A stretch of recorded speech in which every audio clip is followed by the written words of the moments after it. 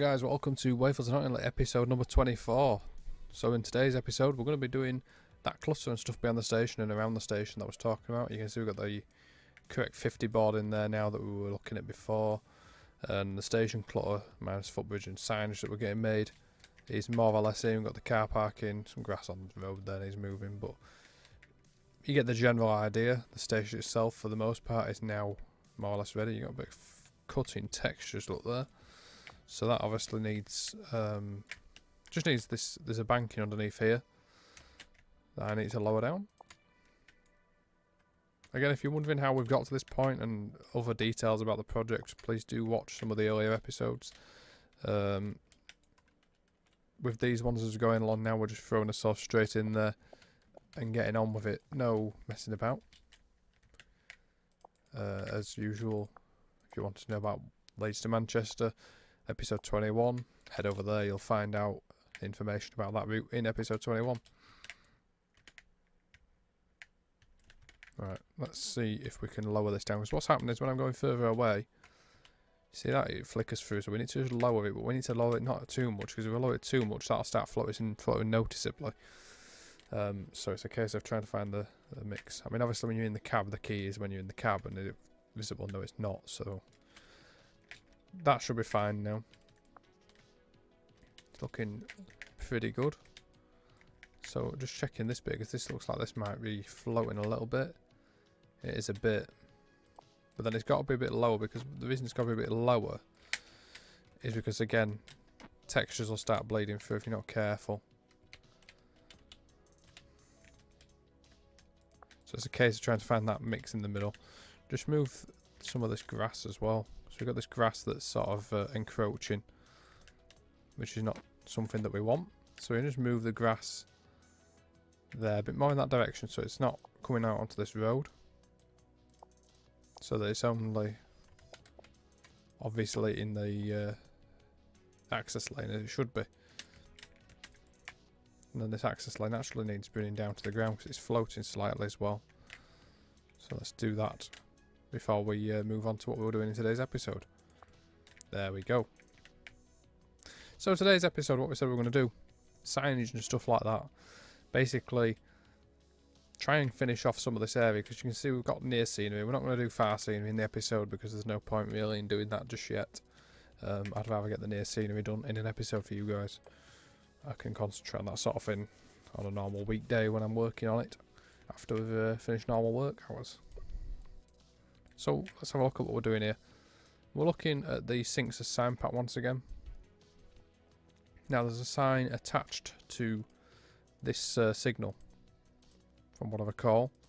It's a small sign with an arrow underneath it, so that's what we're going to be looking to place here.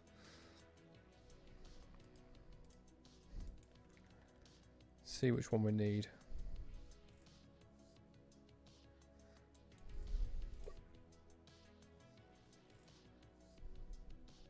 It's a small sign that we need.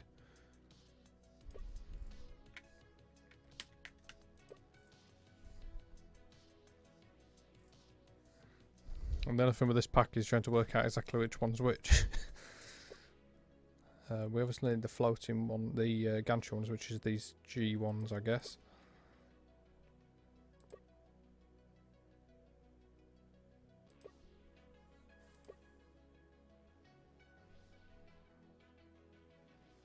Don't know if there's actually a small gantry sign or not.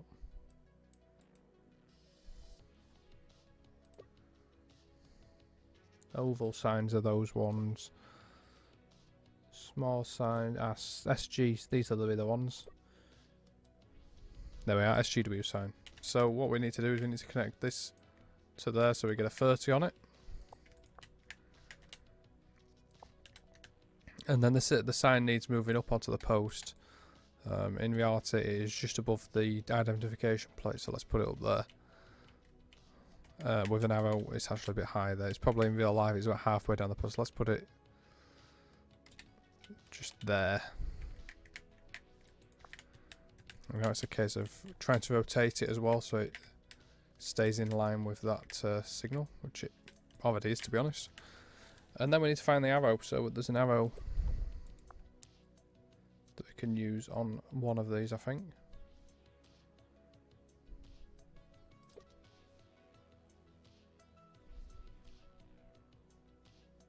Got a right arrow there, look, so there must be a left arrow up here somewhere.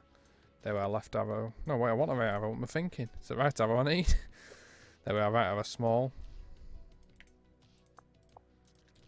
This is the stuff that's obviously quite time consuming, is getting all these little bits put together. So we need to grab that, and what we need to do is we need to put it underneath the sign. The sign's not actually exactly on the middle of the post, is it there? There we go. So let's put this underneath the speed sign itself. And then that's the speed limit set for the junction. Although the mainline speed limit is also 30 anyway.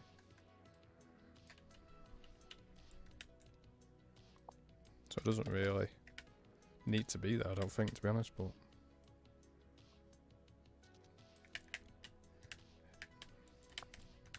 it is. So there we go, we've got the 30 sign on there as it is in real life.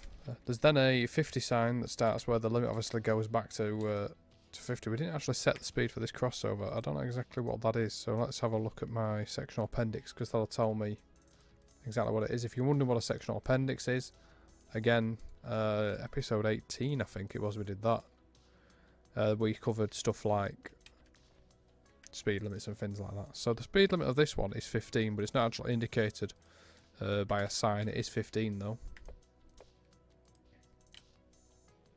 And remember, in the other direction there is actually no speed sign at all, so we need to set this to 15. We've clicked the track select, we've just selected the track now.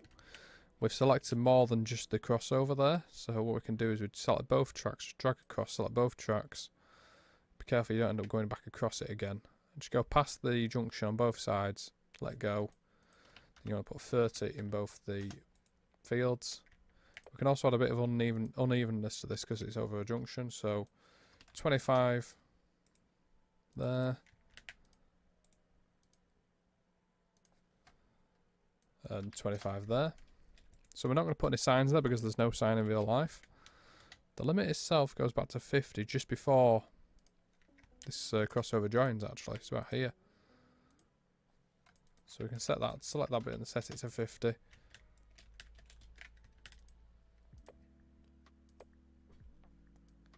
And then we want to be looking up here again for the signage, which is the W sign is the one we're looking for, which is just a normal speed sign. 50 mile an hour, which is the standard speed limit between Wakefield and Knottingley. Has been for many, many years. Ooh, I shouldn't have done that. I came straight from the track speed mode then into play. I pressed the play button instead of pressing F2. Don't do that in your own routes. Always press F2 first, otherwise, because it's got a tendency to dump. And I'm lucky there that it hasn't actually dumped on me. And by dump I mean crashed the game. Really lucky that it hasn't crashed the game there. In the other direction, it was really hard to see if there was a 30 sign or not. There is a 30 sign in the background. It's a new one that's been just put back in by the looks. It was missing. I guess it was a cutout one that had fallen down at some point. And they've just finally replaced it with one. Gone straight through all the things. I bet this is where Train Sim will decide it wants to crash. No. Again, if you want to know what all these are, check out. It's probably episode 18 or sometime around then when we covered track properties in full. I covered it in detail in terms of what each of these things on the spacebar means, where it changes the colour of the track and everything. I have covered all that in a previous episode. So here we want a 30 sign for where the 30 limit starts. And then the 50 limit obviously restarts back up there, which we've already put in. What we need to do is we need to put a 30 sign here. Even though we're not working down it at the minute, we might as well put it in while we're at it. It's going to be way below the track right now. We don't need to worry too much about exactly where that sign's going to end up for now, because obviously the scenery and stuff isn't in. We'll sort that out after. Just do a quick save. I always do saves a lot more regular when I'm messing with track, because when you're touching track is when TS is more likely to have some sort of fit and time itself out and dump and or whatever issue you want to call it. Right, so we've got the speed signs in. Let's just have a little look at the junction, see if I like the look of it. I did it correctly, then I pressed F2 first before I went to play mode. Luckily we've not got too much on the tile just yet, so it's not going to be quite as prone to dumping as it might be. So we've got the 30 sign. See the view from the platform. Just comparing it to real life at the minute. So overall base detail, I'm pretty happy with how it's looking. We need to make this back line here a lot more overgrown yet. It should be a lot more overgrown, and there should be more in the way of bushes up to the junction as well. So there should be another line on the inside here. So what I'll put in there, I think the best thing to put in there is going to be the Southampton to Bournemouth foliage, now the coppice lines. But what I'm going to do first is show you something that makes your life a lot easier if you're doing your foliage all at one time, or you're doing all your clutter at one time. You're going to need to select the same sort of assets a lot. So because I know I'm going to be doing foliage here and stuff like that, I can put all my foliage in one of these quick lists. So you got 3 quick lists that you can access. Because obviously if I've just got it all on this list, I've got to keep scrolling up and down, and if I want to say put something from a different route, I've got to find it. What I can do is I can select them all and copy them into a quick list, which will only stay there until your game dumps or you restart TS or whatever like that. But it's handy if you're doing a long building session or whatever. So what you can do is you can right click the assets that you want. So all I'm doing is right clicking the stuff that I might use. Some of it I might not use, but it's still you're still getting clicked because I do often put them in places. And then I need some trees from down here. So you got the tree 3Ds. All this stuff can be useful to me. So I'm just going clicking stuff, even if I don't think I'm going to use it, just get it clicked anyway. Right clicking, that is.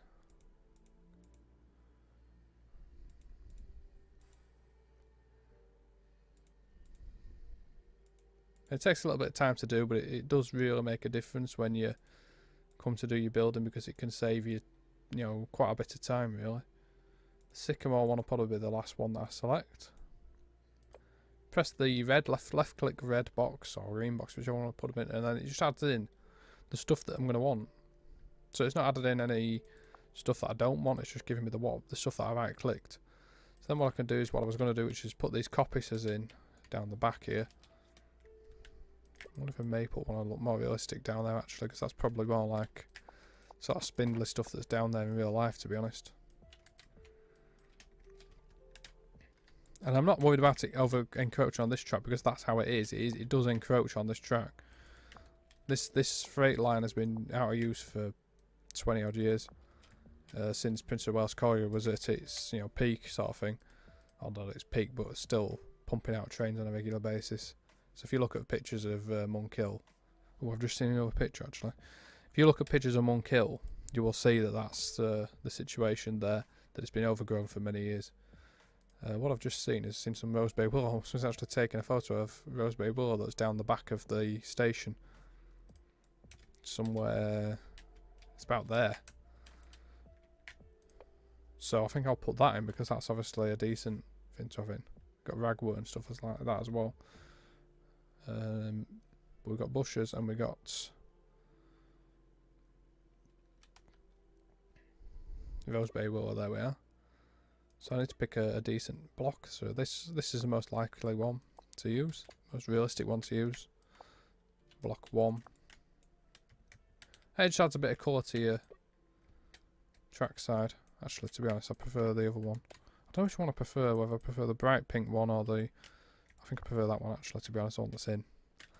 And then it looks like there's some more sort of dotted all the way down this banking, because obviously where one lot grows, it pollinates and grows more. Welcome to gardening on the Wakefield to Knottingley route.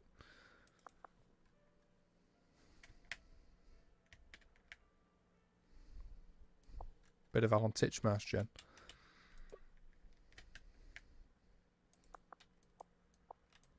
So yeah, where it obviously grows, you tend to get more of it growing together rather than just one random clump of it placed somewhere. But it's nice just to add that bit of colour. Obviously you don't have to just place it where it is in real life. It might be that you want to just add a bit of colour to other parts of your route in plausible areas.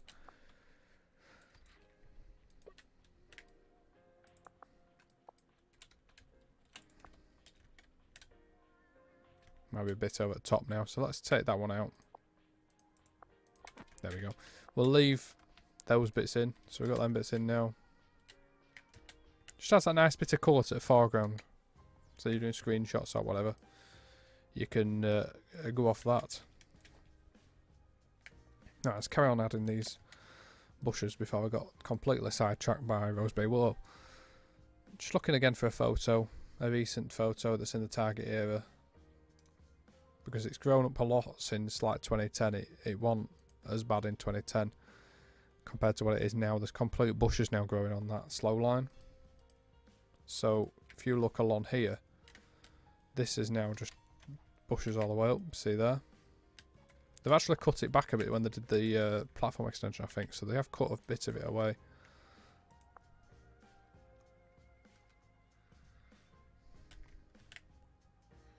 So they've got the low version of these bushes, so we can put them in. And then what I can do is I can drop in some of these trees on top of that to make them look like bushes by reducing the size of them. Put that padlock on so it reduces them scale like universally. And then much like that one there, we've got the bushes. Another 2 to go in there.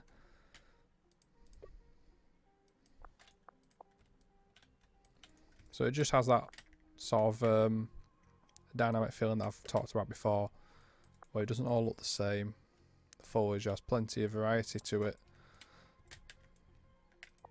Actually a little bit evenly sort of placed, aren't they, those two? Sort of look very deliberately placed apart. Let's try moving it that way a bit. Let's see what goes there anyway, because we could put another one there, look. Put another one of these in there. And then from that point on is where it starts to get a lot more on the inside of that curve. Probably one of these is a better option then. And there we go. So all it is trying to do is trying to recreate the inside of this curve where it's really quite overgrown in real life. And there is some pretty big trees actually on the inside of the curve itself. There's some at the back here. Should be more birch trees. So I'm going to put a line of birch trees in there. And then what I'll do behind that is just make it 2Ds. Because obviously I'm going quite over the top really with 3D. You shouldn't really be putting this many in. I'm not going to go putting loads of grass on here like there should be in real life, because at the end of the day, so I'll just ban the microphone, you're not going to see that from the cab because it's already covered by loads of bushes. The idea is that the foreground and the immediate background doesn't get shown as being 2D trees. That's the key, really. I'm going to drop that down a bit more.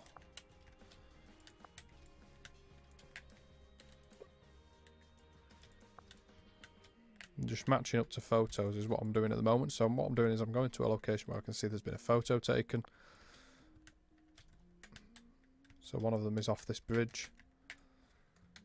I'm trying to judge basically the height of them. And the side, just general placements. They are supposed to come obviously along this back bit as well, which we'll do. But as an approach to the station, I think we're more or less there in that respect.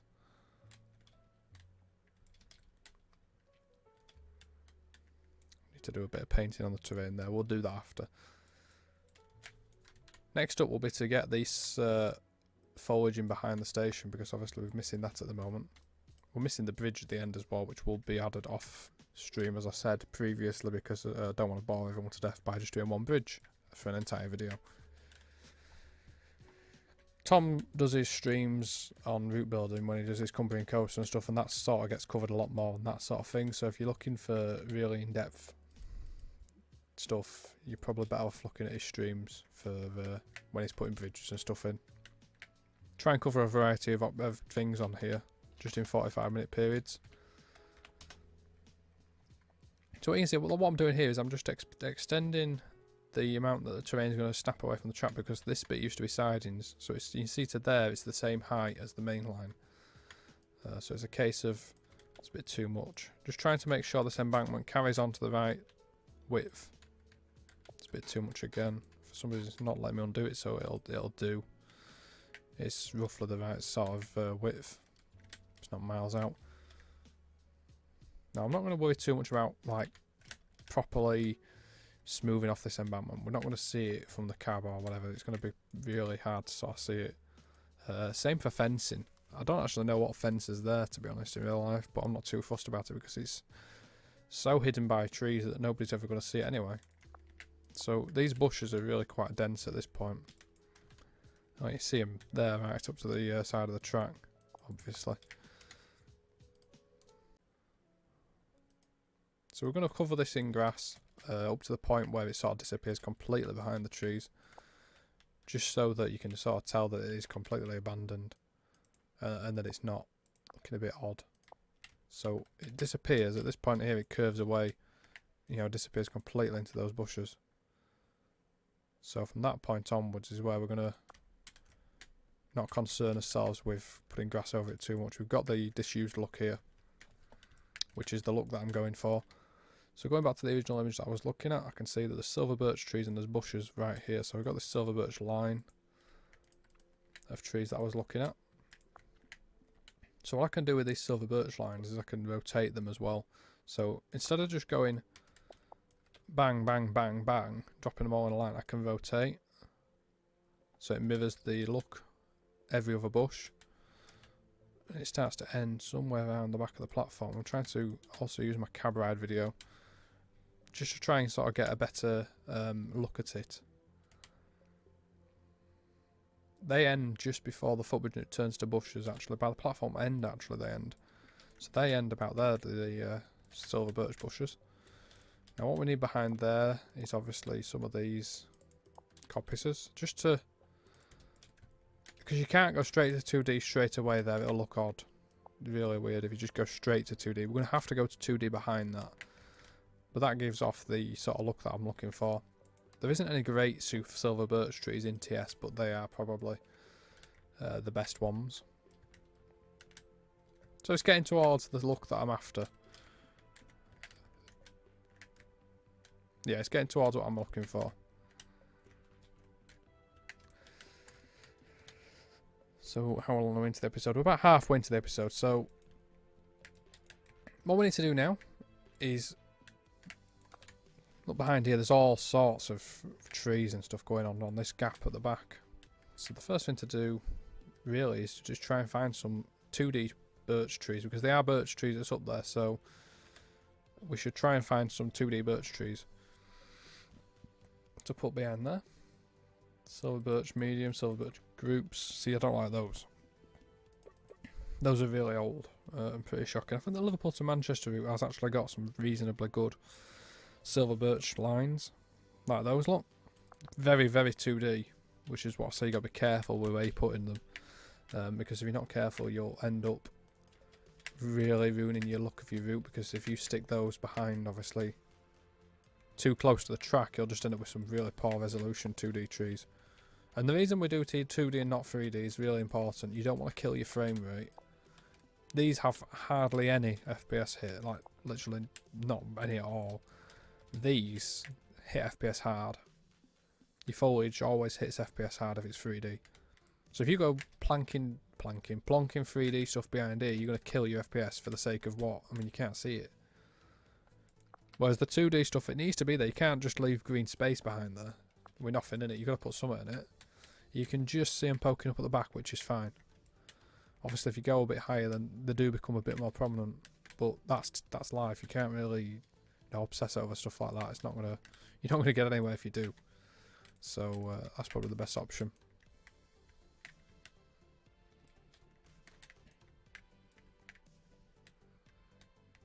Long wait for a train, love. You might be lucky if you see one this year.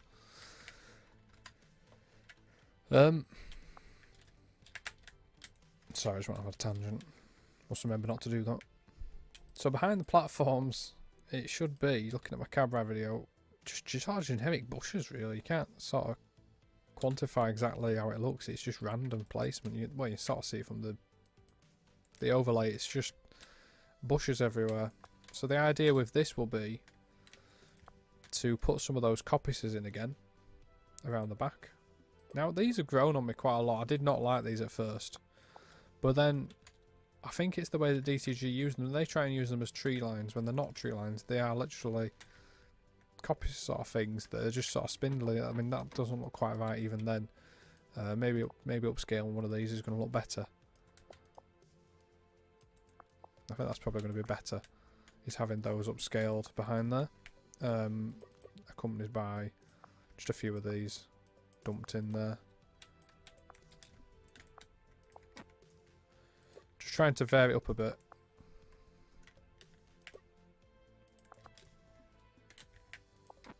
The idea is that the line should get a bit smaller though, between the birch trees and those trees. Lower those down a bit. And then what I can do behind there is put some hawthorn bushes. So we can put hawthorn bushes that are 2D behind there, so it doesn't, again, impact your FPS too much for the sake of stuff that's not really visible from the train. So you see here, we've actually encroached onto that building a bit there, look. It's just a little hut that.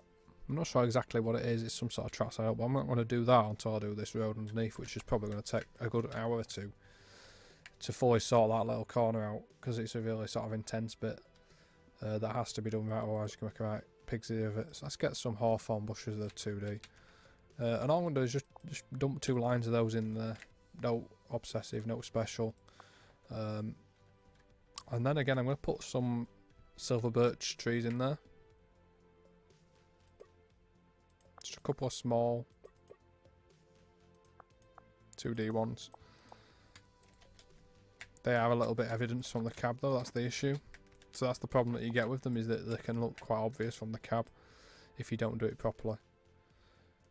There aren't really any trees visible. It's sort of when you're down here, you see these bits, but then there's not. It drops away, does the banking down to those houses. So maybe we just leave it as that and then put the houses down there. It's probably the most sensible option that we've got, because I'd rather have just a few bushes there than really awful 2D trees that are going to be noticeable from the cab. The idea with 2D trees, unless they're really high definition ones, is you don't want to be seeing them right next to the track. You do want some 3Ds near the track. And that's one of the trickiest things, is trying to balance the use of 2D trees. It's quite a difficult thing to get used to. And everybody's obviously subject. You know, there's not a right way really, of a wrong way. The only wrong way is if you just dump 3Ds everywhere. That is the wrong way. If you're struggling for a balance, I would say always go for more 2D than 3D, because at least then you're not going to be running at like 12 FPS or something. So we've just got a bit of ballast to paint here. You can see there. I'm not going to paint all the way up there because it doesn't need to be ballast right out there. We're going to actually put some other grass over there. I need to add more grass to my actual list, to be honest. Now up at the junction we can put some grass in there. Ballast in there, sorry. And then up here we'll do ballast as well, because it would be more ballasted in there than it is grass. Because the grass obviously grows on the ballast. How else does it get there? It's in the yard, I mean. It's amazing how quickly Mother Nature just takes hold, and you know, you get full trees bursting through ballast sometimes.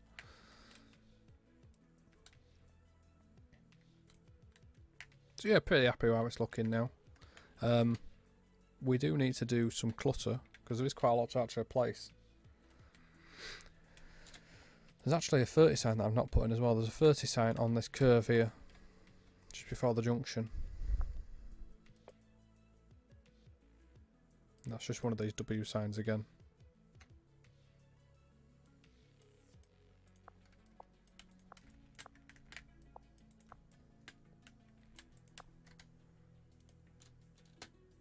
So in terms of cable troughing, that's what we'll come and do. We'll work on cable troughing next. It's on the left hand side approaching from the Wakefield direction is where the cable troughing goes.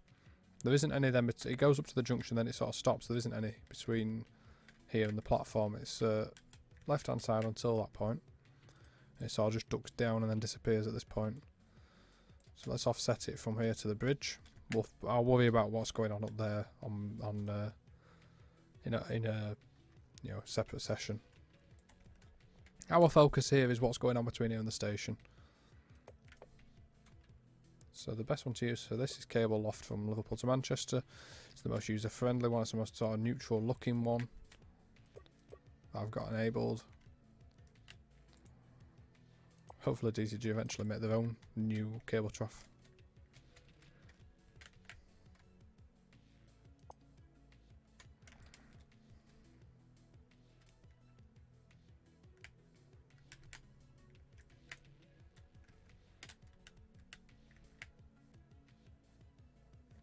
So I'm struggling a lot to select. This is why doing this stuff in episode is always a bit of a challenge, because I'm trying currently to select a cable trough that's coming really difficult to select. Okay, I'll have to select it off episode because I can't actually get it to click. What I can do is probably move that bush like that. Then what I'm going to have to do now is actually extend it myself, like this. And then the last little bit of it, just drop it down into the track, into the ballast, sorry. And you see we've got the cable trough now, runs all the way down here. It does get a bit covered by grass there, and then goes in here. And this is where we need to drop it again, back into the ground. So all I'm doing at the moment is the way I do this is I get the cavity on, just keep literally replaying it, and I'll look for certain things in each replay. So this first one I was looking where the cable trough is. The second replay I am now looking at, where's the signal? Signal is up here, so I'm looking at, from this signal I'm looking at what junction boxes need placing, what little trackside cabinets need placing, you know, any other little details that we can put in. As many details as can be put in, as well as generally what we go for. You know, if we have something suitable in the game, then place it. If we don't, then obviously you can even try and get it made, or not, or just leave it out. I mean, some routes don't involve any trackside clause, so it's one of them things really. The one I go for usually with such as the quad rail fencing and stuff is I usually go with our JT one, because I think it's old stuff, but it's pretty decent to use. It's nice and easy to use. That's the big thing for it. So what we need to go up here for is the quad rail, is what we're looking for. Quad rail 3 meters. All I'm doing there is holding tab, and it snaps it to the track because it's easier than bringing it up from down good terrain level. Holding G to rotate it. F and G rotate left and right. Move it to the side that I want it to be on, which is just past that cable trough. And if you learn your hotkeys, you'll save yourself a lot of time when you're route building, because you don't have to keep going down here and like just to rotate and stuff. If you learn your hotkeys, so F and G, you bet your ones you use the most are F and G if you're rotating left and right, and then B and V. So B to go down, V to go up. They're the ones you're going to need the most. You can use C to move it towards and then to move it away, but it works off the orientation of the asset, so it doesn't off the orientation of the route, so it's a bit weird the way it does it, so it's not really very useful. But your main two are F, G and V and B, and they're for rotation and up and down, and that can save you a lot of time when you're route building. So this should be a bit further back from the signal. What we do need is a decent trackside,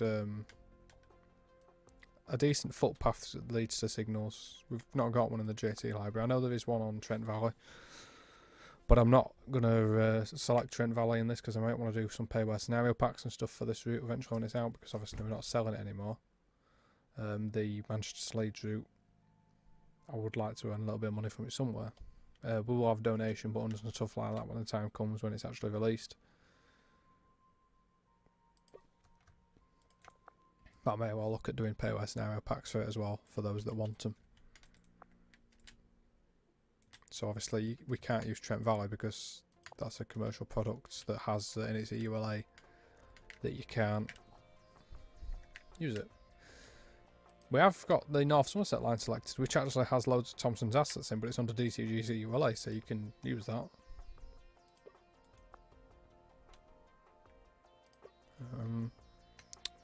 So there's a trackside cabinet just before the signal, and I'm just going to trying to see what type it is. It's a narrow one by the looks. There's actually two. There's a big one here on the banking. On the top of the banking, should I say.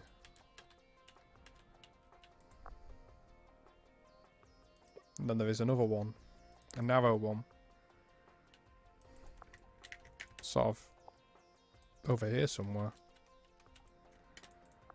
And what we'll need for that is we need to get the... Because obviously they don't just leave them like that.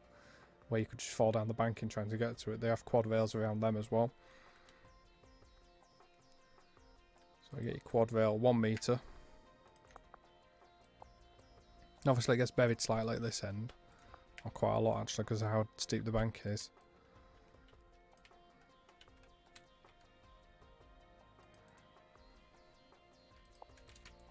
And you can bring it around the back.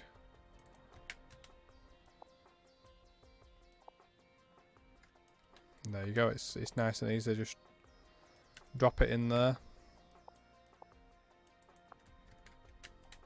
Just make sure it's not floating anywhere, which it isn't. Save it again, and then back to the cab ride. There's 2 little junction boxes actually after the crossing. Now what I'm going to do then actually, so something's missing here.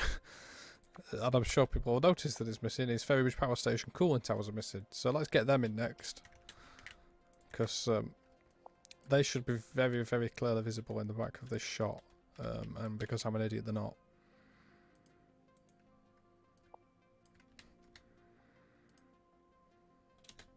I would love to do this backdated to... I've got all the sectional appendix and stuff for 1989, 1990, so I think when I will backdate it all one day. Certainly the Yorkshire part, because that's my interest area. And add in all the various coilies and stuff. But that one day is many years in the future. But it'd be awesome to see fully operating, not with all the coal mines and everything. Might even put some Jaffa Cake Trap from East Midlands coal into it, just for, you know, shits and gigs. So I've just sworn again. Gotta stop doing that. Right, we're now down to this crossover. There's 3 little junction boxes here, so 3 small ones. And from, like, when I look at the video in this much detail, so how close to detail I'm looking at it now, compared to when I was just planting a few trees, is that I can see that there should be a few more bushes actually on the inside of the line here. It should be a complete, right next to the track almost. There's another junction box just here. There. Which then has randomly, not 1 but 2 phones, it looks like around it. Has one facing one way, then one facing the other way, which is a bit strange. We'll just put the 1 in. Because I'm not sure if it is, it may not be a phone actually, looking at the second one. Some other sort of like little box that we don't have in TS unfortunately. So this is where I should have created. What I'll do is I'm going to right click that and put it in the green box. So I'll do it again. There we go. And then I can add stuff to that box. Then the green box I can put trackside bits in. So I don't have to keep coming out and going into the main list every time. I can just have them in one list where they're easy to grab. But what I do need to do is I need to put quite a lot of foliage on the inside of here. Like, really quite a lot. There's actually a lot of sleepers dumped there. Almost on top of the cable troughing, which is weird. Sleepers.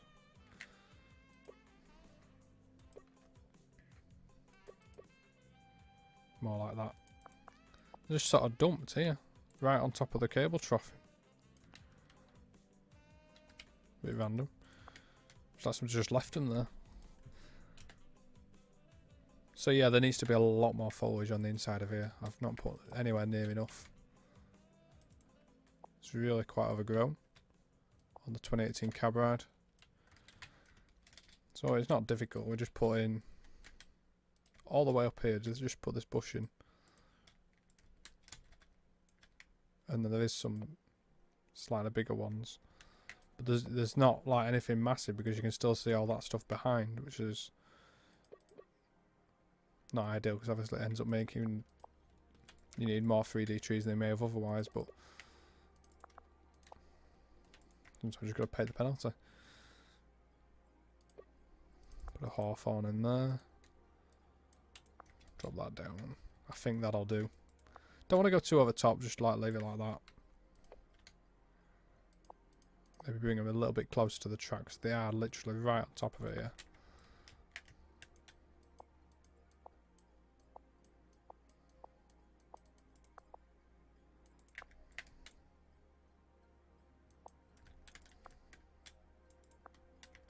So that we've got, what I've done now is I brought it too close and I've had it with the bush going through the box. That's more like it. Right, so shall we go and put the cooling towers in like I threatened to a minute ago?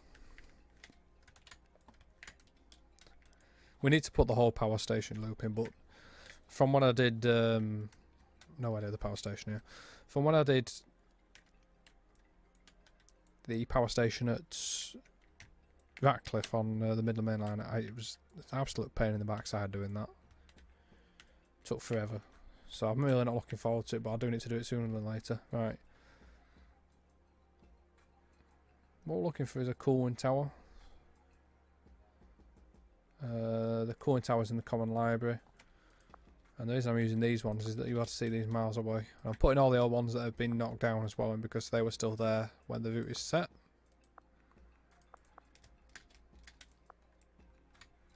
So this is Ferrybridge Power Station. Why is there? I should have. I'm an idiot. I should have flattened the land off there beforehand. This goes to 16 metres. To 17 metres, I think, because the road on this side, look, gets a lot higher.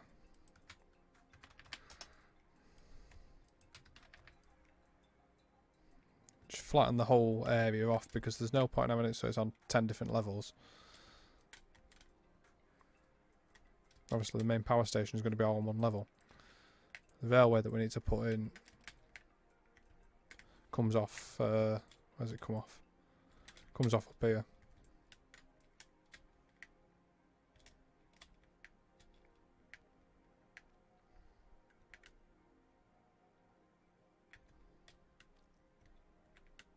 And goes right around.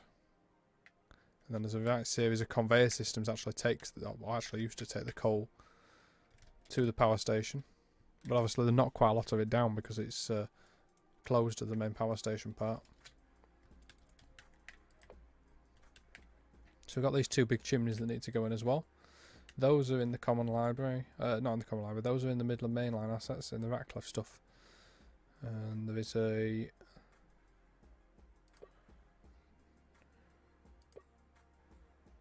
this one chimney here, so we can put this one on this one. Although they are big chimneys, I think they're probably bigger than, yeah, they're bigger than that.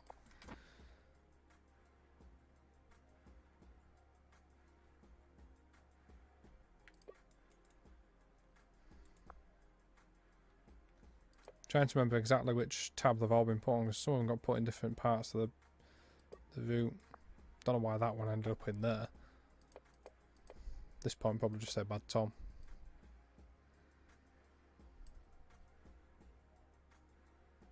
We've got the coal stockpile, that's actually an untextured one. That only I have, I think.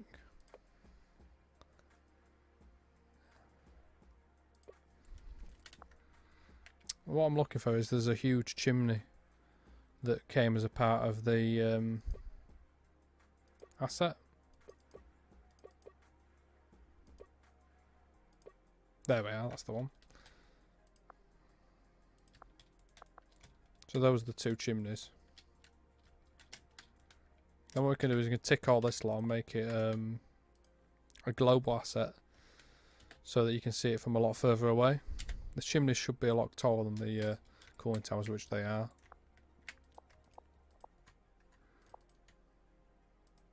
Just check. So when I say global asset, you got to do it all each individual. When I say global asset, that's an asset that'll be loaded permanently in your route from no matter when you start any scenario. Every asset it'll be loaded as a global asset. So even if you start in Manchester, it'll load as a global. It'll be loaded from the start. And what it does is it often makes your assets appear a lot further away. So the reason I'm ticking this is so that these will appear at the furthest possible point away from the train. So you should see them quite a long way off, in theory.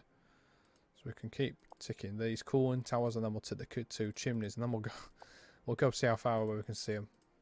In real life, you can see them from over the hill in Featherstone as well. In fact, if the trees weren't so grown where I live, I could probably see them from here, which is about 7 miles. They're floating now. I mean, the stuff will need, it'll probably will still mess with the terrain a bit anyway. Over here. So here we are at Monkhill.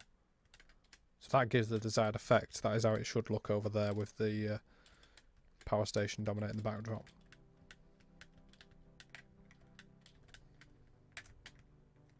Good old ferry bridge. So we can carry on. What we'll do is carry on a bit further in this direction and see what point they actually disappear. I'm hoping that when we go down this cutting, it'll stay. You still see it now. I know on the Midland Main Line you could see them a few miles away. Ideally, you want them still to be in the background as we're getting down here towards Featherstone, which at the moment they are. If you zoom out, it'll disappear. The first time it disappears is you zoom to the maximum zoom out range. The only issue with them is they actually render further than the terrain in TS renders. But they do actually render exactly as you would see them in real life. You can see them this far away. Because the reason I know that, yeah, I'm happy with that. It's good. Is that when I go to the rugby matches, and oh, but it's just started disappearing up there. But when I'm at the rugby matches, I can see it, and my seat is somewhere. Where's the stands of the amazing Featherstone Rovers? Where are we? Where are we? Go on. Finally get back to a rugby game this year, hopefully. And actually take some photos for reference because I need to get this stadium in the game.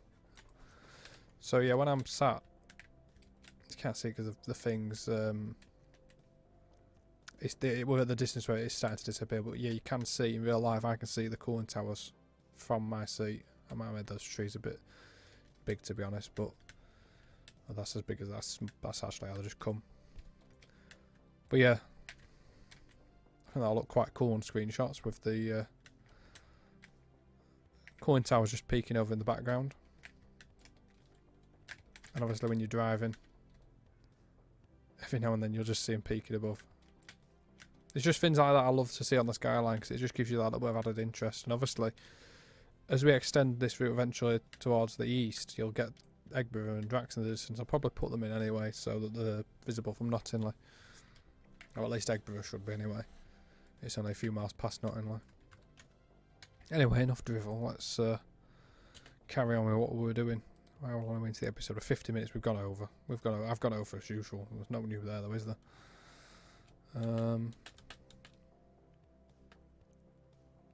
So before we finish, I just want to get some final looks. There's an expansion plate just before the junction. So we've got an expansion plate in our library. And that is somewhere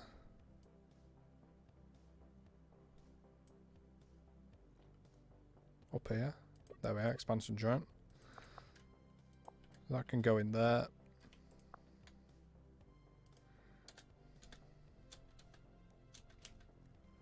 On the right hand side of the track there should be another junction box.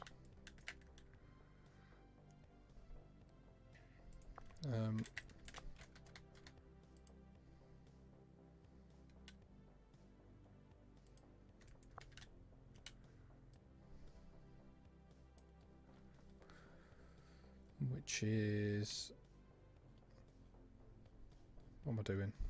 There we are. There we are, junction box 1. Let's put that in to the asset list.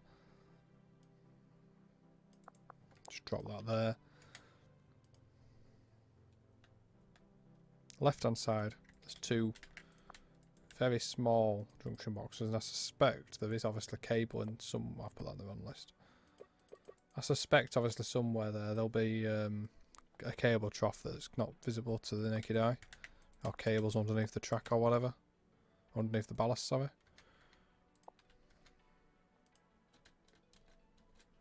There's actually still a little bit of coal on that corner, which is quite cool. There's 2 junction boxes then over here in bushes.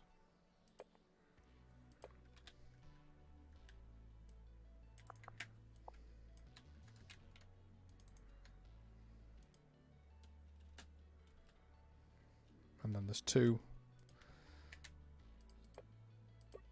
smaller ones on this side, just by the points. And the reason you place all these, or the reason I place all these, is just so that when you're on the side of the track, it looks diverse. It doesn't look like rushed or anything like that. You can sort of see that somebody's gone along and actually put all the little bits in it. It's amazing that singularly they don't make a difference, but together, obviously, you see them all and you see that it just gives it that sort of immersive feel. Now I got the TPS. I've got the TPS ramp. I thought I can get the ramp in then for the signal. There's another one of these little junction boxes actually just somewhere here.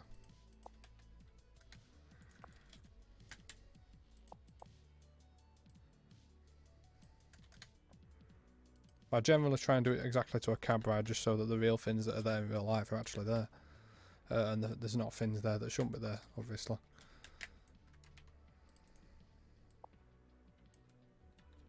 So there's a bit of grass there that needs pulling back, look.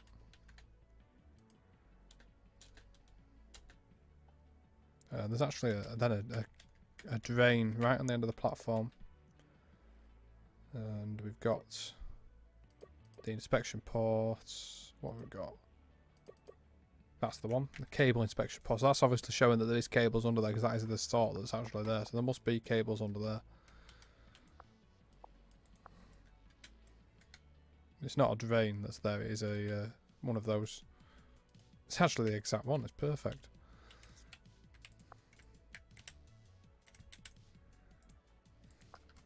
Right, let's go into play mode. Have a little look, we get the idea now, it's coming together.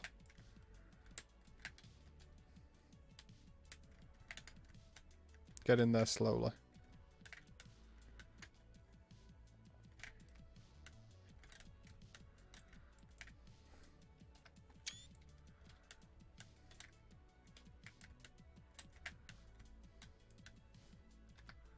Just taking a couple of screenshots, one of them I'll probably use as the thumbnail for the video.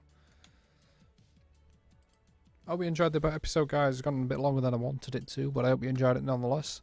Please do consider liking the video and subscribing to the channel if you do. Hit that notification bell so that you make sure you get your updates of when we put videos on, such as these episodes, which I'm hoping will be a bit more regularly. I've recorded 4 today as I finish this video, so there should be 4 to go in the can, sort of thing.